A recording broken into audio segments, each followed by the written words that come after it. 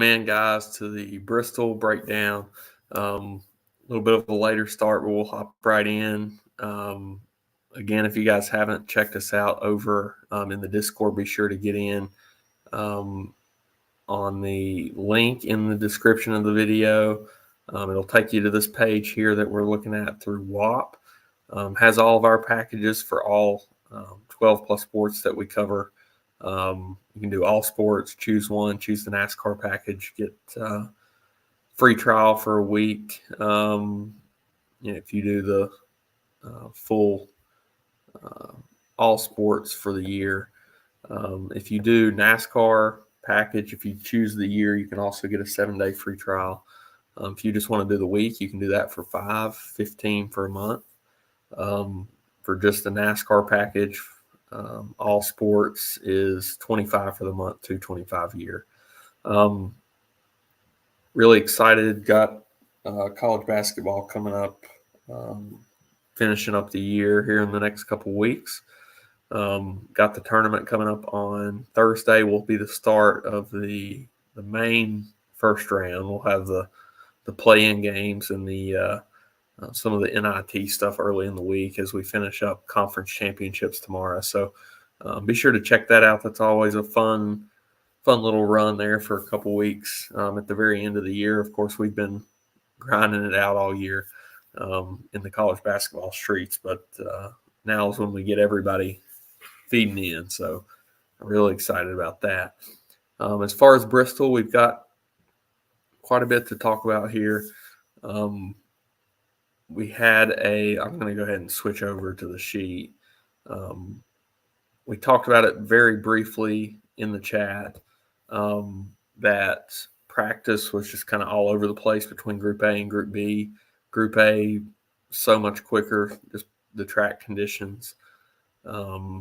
Group B was much slower. So when we're looking at practice data this week, just for example, Denny Hamlin and Kyle Larson both 18th and 24th in 5-lap average, whereas Bell, Byron, Blaney, Kyle Busch, all that group right below them in pricing were all in Group A, and they were so much quicker. And, if you're looking at overall practice speeds, you got to dig in a little bit more. And I'm going to I have a column now for this week at the very least that shows who's in Group A, who's in Group B. I'm going to sort that. Really, you can sort it by the 5-lap average and just look, who was quick and who was slow, because it kind of cuts half in the field of Group A to Group B. The entire, except for like one guy in Group A, was quicker than everybody in Group B. Even Larson, even Keselowski, who were the top two in Group B. But I think it's important to just know that those guys in Group B aren't actually that much slower than Group A. So really you have to look at it as two separate groups. As Eric mentioned in the Discord a little earlier. And you've kind of got to think about it that way. Whereas you can't really compare a couple of these guys in a Group A and Group B as far as their speed for this weekend, based on what we've seen. And I'll go into a little more detail on what I mean by that is when we look at practice data here in just a second. But as a whole, for strategy for this race, we're of course looking for lots of dominators, 2 to 3, as always in the Bristol races. Glad that this is not on dirt. It did provide some exciting racing in the last few years, but I've always liked this race on the asphalt, and now we get it twice this year. So now and then late in or early in the playoffs, I guess. So really excited to get this back during the day. See what we can get out of this. I think it's going to be a really good race. Really exciting one. Let me pull up one thing here that I wanted to check on just to be sure.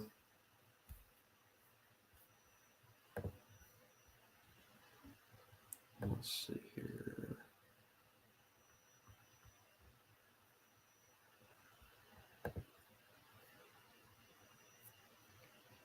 And then I'm going to go ahead and get into practice, get that thing sorted.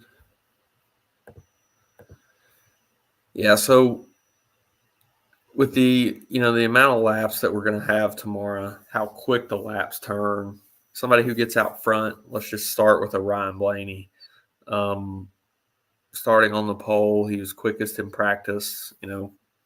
Even in Group A, he was the number one guy in all the lap averages. I know, of course, he didn't have some of those guys in Group B when you were comparing the two. So, like a guy like Kyle Larson, who was the quickest in Group B, could have been maybe quicker than him, but he was quicker than anybody in Group B or Group A, and gets to start out front. I like who he's with on the front row. He's going to have Josh Berry there, who I don't think pushes him too hard. So I think Blaney can be our early dominator here. He's going to be popular starting on the pole. But, here I think he can get out and lead 50 to 75 laps pretty easily. Like I said, you're going to need two at least. There probably will be three dominators. It'll just be a matter of who it is, and does pricing allow you to fit those three. So I do like taking some chances on some guys who could be that third dominator. We have a couple place differential plays that we'll get into as well.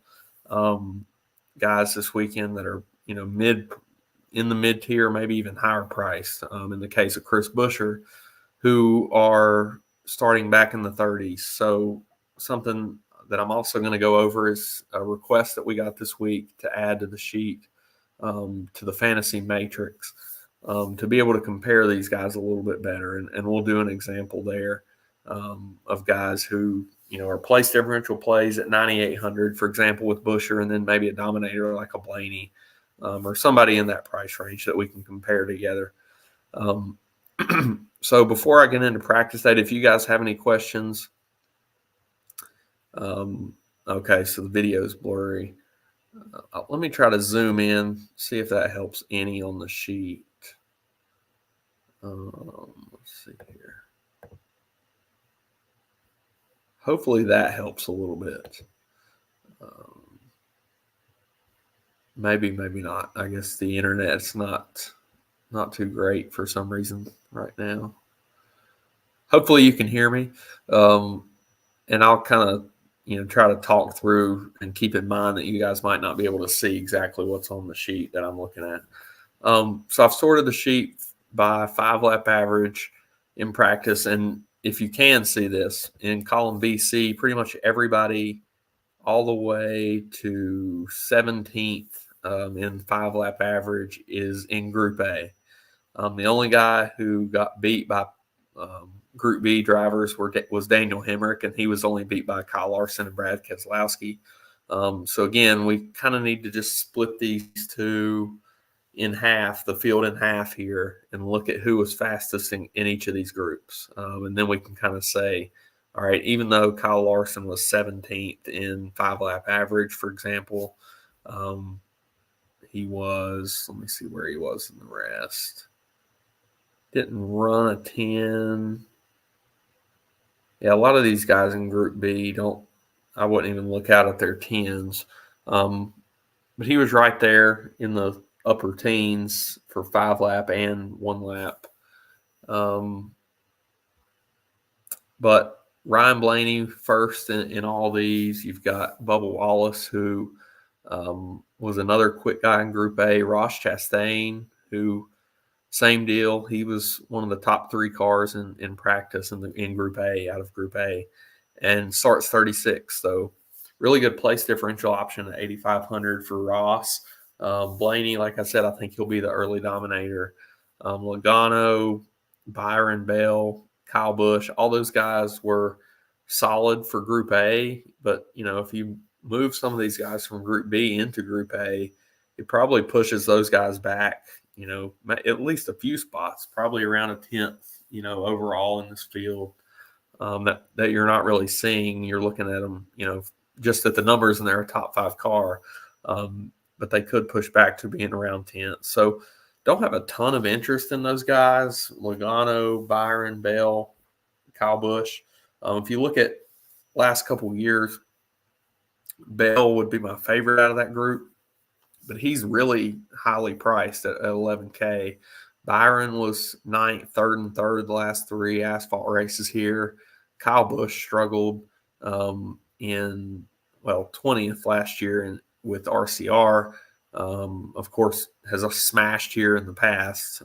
So kind of do with that what you will. But Joey Logano, last couple years in the fall, has not been very good here.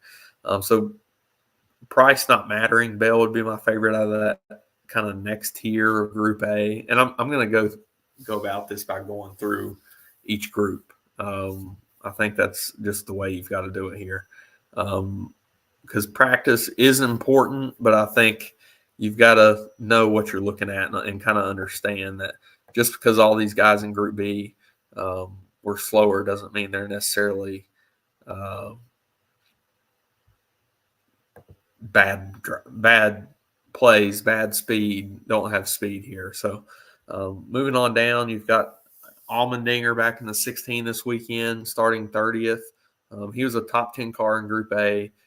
Probably puts him around, like a 15th to 20th place car. I think that's very doable with what you've got to work with Dinger. Starting 30th at that price tag, $6,100. I think he'll be a very solid value play. You've got Chris Buescher starting 34th, almost spun and sent it into the wall in qualifying. He was just inside the top 10 of Group A, which probably puts him again in that same range, 15th place car in practice overall. 9,800, he is priced up there, and he's the one that I'm going to compare to a couple guys in that range on the matrix here. But I think Buescher's very solid. Of course, won here a couple of years back, was fourth here last year in 23. RFK has been very solid here. If you move on down and look at Keselowski, 13th and 8th the last couple of years, and he was quick in Group B, which we'll get to in a second. John Hunter, Noah Gragson. Gregson was solid. He was one of the guys who got faster in Group A as the more laps they ran. So it's a decent long run car, 11th, 9th, and then 5th in the 15-lap average, which was quicker than somebody like Logano, just behind William Byron. Let me see how many. Yeah, about 9, 10. Yeah, so he was solid speed there on the longer run. So starting 22nd, I think he's a decent value look. Not a priority, but if you land in that range, I think he would be my favorite right around that price tag. The rest of Group A is not of a ton of interest to me. Haley, McDowell starting a little too far forward. Again, all those guys that looks like they had top 15 cars, if you're just looking at the numbers, probably didn't. Probably looking somewhere in the 20s if you were to combine, if everybody would have ran on the same track. Moving on, let's go ahead and jump into Group B. Kyle Larson topped Group B. Very solid run there. He was 18th. Number one for Group B. Let's just go with that. Of course, this is one of the tracks that Kyle Larson is very good at. Won here in the fall in 2021, second here last fall, 5th in 22. Loves to get up around the top and drive that thing off, and that just suits him. Again, I kind of hope that the history would bring his ownership up. But honestly, I could maybe see that, some people are just looking at practice data, not really understanding what it means, and just seeing, Kyle Larson was a almost 20th place car in practice. How can he dominate? Well, hopefully we get some of those. Of course, most people nowadays are understanding this a little bit more, but if we do get some of that, it could lower his ownership a little bit. He is the highest price driver in the field, starts 10th, so just a little bit of place differential upside, just adds in a little bit to that floor if he can get in the top 5. you're going to need him, of course, to dominate some of this race. Definitely doable. Definitely doable. Brad Keselowski, 9,200. He's a guy starting 17th who was the number 2 in the 5-lap average in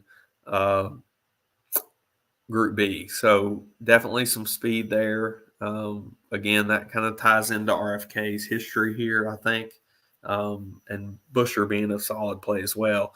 Hemrick is kind of sandwiched in there. He was actually the worst Group A driver, so not going to look at him. Alex Bowman was number 3 for Group B in the 5-lap average, starts 29th. I think he's a very good place differential play. If you look at his history here, he was 13th in the fall, had some trouble 32nd in 2022, and then 21 he was 5th. So he's been decent here, on and off, some good finishes, some bad finishes where he had issues, but I definitely think he's got the upside and 7,500 is just a very low price for him. So I'll probably have quite a bit of ownership on him tomorrow, especially showing a little bit of speed. I think he's probably got a top 10 car for sure, being number 3 in 5-lap average of, 10th to 15th, we'll say, in the 3rd in the 5-lap average in Group B. Briscoe, he was one of the guys who was decent, number 4 in Group B, and then went out and qualified 6th. So there's a little bit of uncertainty with this next group of guys. Briscoe, Truex, Hamlin, all those guys qualified somewhat high up, 6th, 11th, and 3rd for Denny. Denny has really good history here, won in the fall, won back in 2019 in the fall. Some other solid finishes. Truex has never had a ton of good history here. Briscoe, not so great either. But, if some of these Group B drivers who, were top 5 in Group B, like they were right around, hovering right in that. Truex was 5th, Hamlin 6th. If they have a little more speed than some of those guys in Group A, then, maybe they can dominate this race. And I think we see a little bit lower ownership just because, again, looking at the numbers, you would say Truex has got, or Denny Hamlin was 24th in the 5-lap average in practice.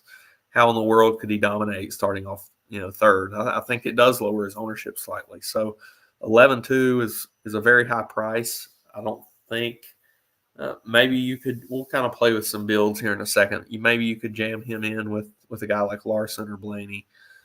Definitely Blaney, but I don't know about Kyle Larson. So we'll kind of see what we can do with builds, but I think they're interesting plays, starting a little bit farther up as potential dominators, just because we don't know exactly what their speed is compared to the rest of these guys. Same thing with the guys in Group A that look like on paper that they showed speed. We don't truly know what those guys have compared to this group. We know what they have compared to the rest of their own group.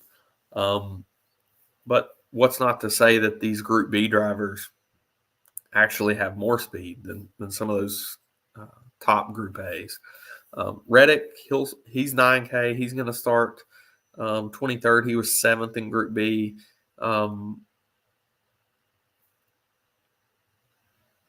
7th in Group B, starts 23rd. Decent place differential play there. Eric Jones, same there as well. I think he's an interesting place, 15th. I think he gets pretty low ownership here, just because of that starting position's a little bit farther forward than people may like. Josh Berry is on the front row. I don't think I can get there, but this could be one of his first solid runs of the year. Didn't run here last year in either of the Hendrick cars that he drove. But we'll see what he can get out of it. Ryan Preece, 25th starting position. Decent history here. 5,900, I think he's a solid place differential option. Chase Elliott, starting 5th. I think he's a decent look to be one of those dominators that we just don't truly know what their speed is yet. Of course, two of his teammates in Group B showed even more speed than him, in Kyle Larson and Alex Bowman. Byron was, top 5 in Group A, or top 6 in Group A. No, top 5 in the 5 lap. So Hendrick does have some speed. So if you want to take a shot on a Chase Elliott, I think he'll come in at some lower ownership, and that price tag is getting enticing at 8,300. So he probably still needs to dominate just because of the starting position, but 8,300 is becoming pretty interesting. Austin Dillon, Carson Hocevar, 2 place differential plays there, starting 31st and 35th. Austin Dillon has had some solid results here in the past. Of course, he's got a few outliers in his last 10 of races that he had issues, but in ones that he didn't, 17th was his worst finish. Has, even a top 10, but really hovered around that 12 to 15 range a lot here at Bristol. And starting 31st at 6,300, I think that's definitely in play for tournaments. Hocevar was 11th here in the fall. I don't know. I have trouble with Hocevar. He's been solid, really, to start the year, showing some things. Don't know that I'll get there, but he does start 35th and have some place differential upside. Ty Gibbs, who a lot of us have been on to start this year, he was 5th here in the fall. As he got more and more experience, starts 19th tomorrow. He was one of the slower guys in Group B. But again, in tournaments, 8K, quite a bit of place differential, taking a shot on somebody like Ty Gibbs is not the worst thing to do, I don't think, just because we don't know, again, what the true difference between the two groups are. I don't like, that he's behind a Harrison Burton, Carson Hocevar, Austin Dillon. Some of those guys don't like that. But, didn't run a ton of laps in practice. He didn't even get a 10-lap average. So definitely weren't happy with the track conditions, I don't think. And then, Grala, Stenhouse, Cindric, not a ton of interest there. So we'll switch this back, and I'll briefly touch on the tiers just as what I've got highlighted. Larson, Blaney, Busher in that top tier, Keselowski right just below them. So all that's the 9K and above that I have currently highlighted right now. Might add another tournament target there of like a Christopher Bell or something like that, Denny Hamlin.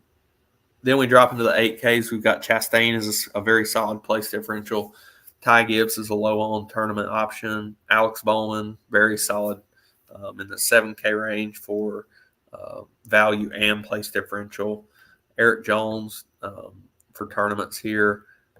He reminds me for, of course, very different situation. But this spot reminds me a lot of the Chris Buescher spot that he won here a couple years ago. Had started running a little better, just like Eric Jones has to start this year. And, he's got good history here. Was 3rd in 2020, 3rd and 5th back with when he was with Joe Gibbs. We'll see what happens there. Austin Dillon, very solid tournament place differential play. Dinger would be my favorite value of the week right now. And then Ryan Preece, definitely an option as well. So let's play with some builds. I'm going to go ahead, show the matrix and kind of what we've done here.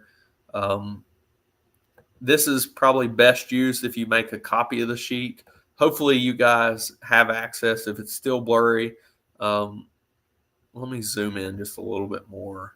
And I'm not real sure what's going on, but this left side is what we want to see anyway. So I'm going to zoom in a little bit more. If you have a copy of the sheet, definitely pull it up, and you can probably see as I'm talking, you can probably see what what I'm looking at. It's probably best used if you make a copy of the sheet, and then you can kind of do this yourself. Maybe it's at some point this year, we kind of make our own projections using this system. But what this does, and we'll look at Chris Buescher and Ryan Blaney. They're pretty close enough, within 700. But what I truly want to show you is column D here. We can put in finishing position, and in column K, let's just say Chris Buescher 12th. You can now see how many points, instead of having to scroll across the matrix to see. Now it will pre-fill how many points that is. We also have, how many points for 4X, 5X, 6X. So now you can easily reference that there. You can also now, for Ryan Blaney, let's say he finishes 4th, but he leads early on in this race. He gets, 65 laps led. He gets another 35 fastest laps. Now, where does that put him? 4th place finish.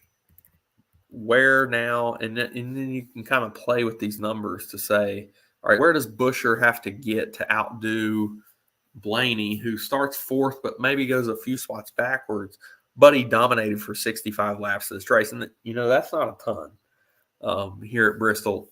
65 laps is going to go by in the blink of an eye. So just for example, Blaney's going to get, let's see here. Something looks a little off on the matrix. Hold on just a second.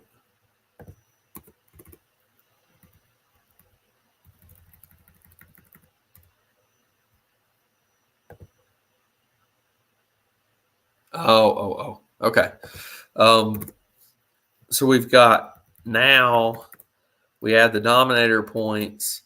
You can see a 12th place finish by Buescher outdoes or underperforms a Ryan Blaney, 4th place finish. Let's just back him up to 8th. He drops back that many spots. An 8th place finish for Blaney versus a 9th place finish for Chris Buescher with no laps led. Let's give him, 15 fastest, no laps led. He's still getting beat by 20 points. So this really allows you to do this, to now compare in the same price range dominators versus place differential. Overall, the safety of a guy like Buescher is, of course, a lot more than a guy like Blaney. However you want to look at that. But the floor just of the place differential always feels more comfy. But when you think of, Blaney can lead the blink of an eye early in this race if he can get out front, and then he can fall back to even like a 10th, and he's going to still outperform a high top 10 finish out of Chris Buescher. Buescher could actually, in this case, win the race starting from 34th, and he would still underperform Ryan Blaney, which is kind of insane if you look at that. Let's see here. I mean, if he won, of course, he's probably going to lead 25 laps at least, and then you have, kind of then there's where you kind of get the, the laps led kind of helps out quite a bit there. But this is what I'm, really, this was a great suggestion that we got from one of our members to be able to have a little more, edit ability to this, to the matrix, and really be able to build out, what do I think these people are going to score? And again, this is maybe something that we do going forward, either, make a copy of the page and post it on here and have a projection system built out, because we could very easily say, all right, we think Larson's going to win the race. We think Ryan Blaney's going to finish second. We think just build out how do we think these finishes are going to happen. And maybe we, median some of these a little bit more than just saying 1 to 34, 1 to whatever the top is for the week, 35, 36, and so on, 40, whatever it is that week. Maybe we don't go 1 to 40 here, but we kind of, median out some of these a little more. But we could build out our own script that would help build lineups and say, all right, Larson now, he's going to lead 145 laps or 125 laps. He's going to get, 45 fastest laps, and we can easily build out a few different dominators and run those projections in column L and say, all right, this is what we're going to use, throw that in the optimizer, and then we can kind of get heavy exposure to the guys that we want to be overweight on for that specific, build. And again, you could medianize these out a little bit more and say, don't give, Kyle Larson that much of a boost. You're giving him 125 laps led and a win, which is a full domination. He's already done it once this year. Definitely can happen. But building out projections, you're going to get very, very heavy exposure, and maybe that's what you want to Kyle Larson for that specific week. Going to play with a couple builds before we get out of here. Again, make a copy of the sheet. Feel free to do so, and you can kind of play with that.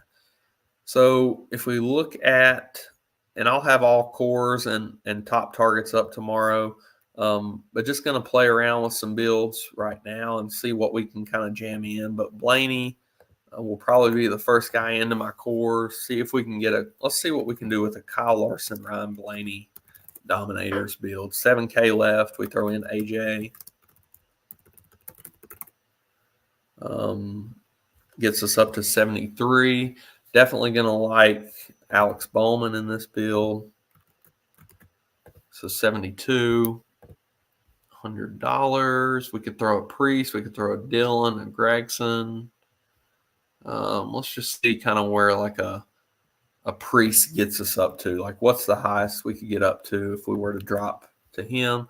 Gets us all the way back into the 85 range. And then we've got, lands right on Ross Chastain.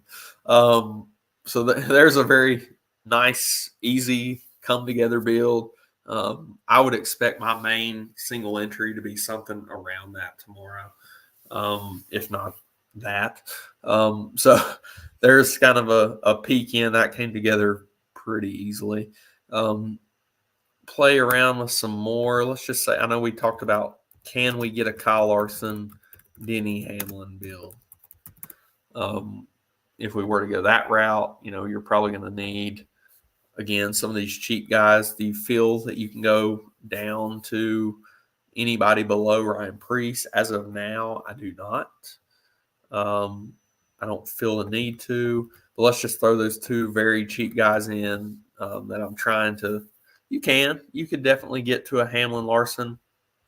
You're not going to get a guy that has probably a third opportunity at a Dominator unless you play like a Chase Elliott, which I think is doable. He is very cheap. I don't think he's been that price the last few weeks. I could be wrong, but definitely could go that route. 7,600. You could play Bowman and Eric Jones or something in that build. I really do like Eric Jones for tournaments tomorrow. You could play Eric Jones and then get back up in, to like a Ty Gibbs. If you play Chase, you could play like Noah Gregson. So yeah, I think it's definitely doable to go a Denny Hamlin, Kyle Larson build, just with the value, what the price of these value guys are. Very interesting, kind of building strategy for tomorrow. I think it's very flexible in what you want to do. I don't think we're very restricted in the build. So good luck to everybody tomorrow. I'll be in the chat. Like I said, I'll have cores and ranks up tomorrow morning, if not early afternoon. Got a lot going on tomorrow. And we'll try to take down Bristol. I think lock is at 3:30? Let me confirm that, so I'm not giving out wrong info. I'm thinking it's shoot, I can't get into where I wanted right now. But I'm thinking it is at 3:30. Yeah, NASCAR.com is saying 3:30 is the race. So if ranks will at the very least be up by around 1:30. Hopefully either late tonight or in the morning. Good luck to everybody. Let's take down Bristol. Continue a strong start to the year. Again, I'll be back next week right here around the same time and here for playback on Sunday. Be sure to join us in the Discord. Got a lot going on this week. Really excited. Again, college basketball. Got a lot to look forward to. Selection Sunday tomorrow. Already got the betting sheet up and the bracket, sheet to look at. I might can show that. Let's see. Let me pull that up, and we'll just take a look. I know this is a NASCAR show, but a lot of people do brackets, look at leverage, things like that, and we'll kind of. I don't have any of the main stuff up, but we'll take a look at what I'm talking about here.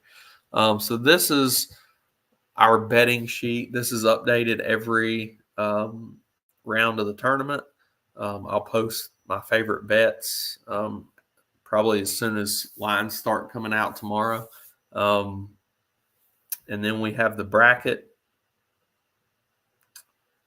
as well that will be updated as we go. And then let me go back to last year.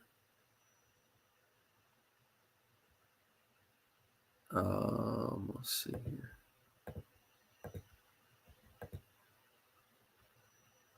Yeah, that we'll have, I'll have some things in there about leverage of who to go back to, who to knock out early, who would provide you the most leverage in your bracket pool. So good luck to everybody with that. We'll be full dive into that tomorrow evening after the race is over. Be sure to join us in the Discord. Get your package over there at WAP. All the links are in the description of the video. Talk to you guys in the chat, and let's have a good week.